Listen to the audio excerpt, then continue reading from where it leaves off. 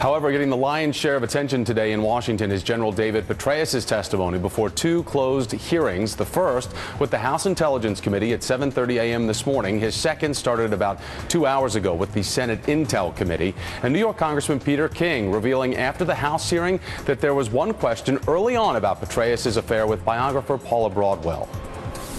Answer to one question where he was asked at the start, did that have any impact on his testimony? He said no. But the focus of the hearing was the deadly attack of the U.S. consulate in Benghazi, and Congressman Dutch Ruppersberger saying the former CIA director made it clear there was terrorist involvement. He reinforced the fact that he initially, for the first 24 hours, he felt at that point, or the CIA felt at that point, that this was a protest as a result of what happened with the film in Egypt. He clarified that after more information came in, there was not a protest. General Petraeus' testimony comes today, the morning after the CIA acting director Michael Morrell and James Clapper, the director of national intelligence, went before members of Congress in two other hearings. And it also comes hours after Attorney General Eric Holder defended the decision not to bring members of Congress into the loop sooner. We follow the facts. We do not share outside the Justice Department, outside the FBI, the facts of ongoing investigations. We made the determination as we were going through the matter that there was not a threat to national security.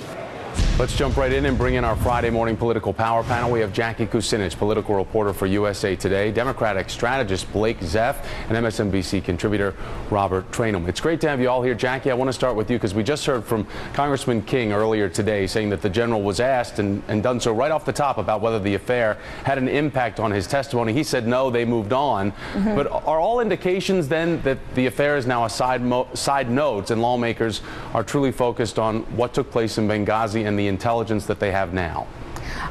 This very minute, yeah, I think that's the case. Will that remain the focus? I don't know, because there's a lot of questions still out there about Petraeus and his relationship with his biographer, and as well as Jill Kelly in Tampa. I mean, there's a lot, and General Allen. I mean, there's a lot of moving parts here, and there's a lot of probing going on there. So I think right now the focus is this briefing, but we could very easily go back to the scandal. One thing, comparisons are already being drawn between Petraeus' testimony in September on the 14th and his testimony today. Take a listen to how Peter King, the congressman, described it earlier. They now clearly believe did not arise out of a demonstration, it was not spontaneous, and there was clear terrorist involvement. He said that straight up. Yes. So, Robert, there is a difference here from September 14th, the testimony that Petraeus gave then to today. Isn't there an expectation, though, that this intelligence would change, it would evolve as the investigation moves forward? Absolutely. Well, we always know, Thomas, that oftentimes the first reports are wrong.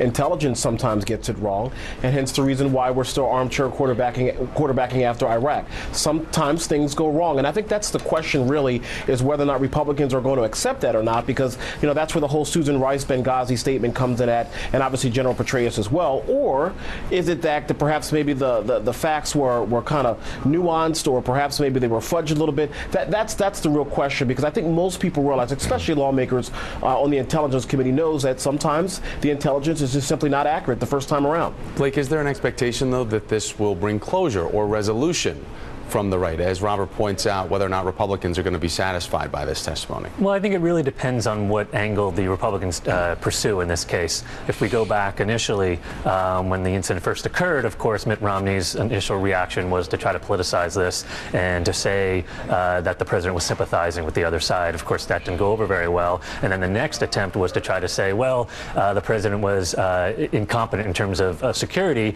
but then it came out that the administration's attempt to get more funding for embassy security was cut by Republicans in the House. And so now we have a third attempt by the Republicans to try to blame the president. In this case, they're talking about the timeline, and you now have Republicans saying that the president lied. And so I think all Americans want to see an honest investigation here about what happened. It's very important that something like this not happen again. The problem is, if the Republicans are seeking to politicize this, then I don't think this is going to end very soon. Jackie, from your sources, I mean, what are you hearing? What will bring resolution to this? Again, I think, Secretary Clinton is going to testify in the House. I imagine she'll do so in the Senate as well. I think lawmakers are going to have a lot of questions, and we're going to be talking about this for a while. I mean, until there is some kind of final report on this, and until all the facts are known, I think we're going to keep hearing about it. All right, Thomas, can I say something about really Robert, quickly? jump in. You know, it is the job of the Congress, regardless of whether it's Republican or Democrat, to ask the tough questions and obviously to hold the executive branch accountable. But the question becomes is whether or not it becomes too hostile, and only the American people can decide that. But it is the Congress's right and prerogative constitutionally to ask these tough questions. Absolutely. All right, so let's speak.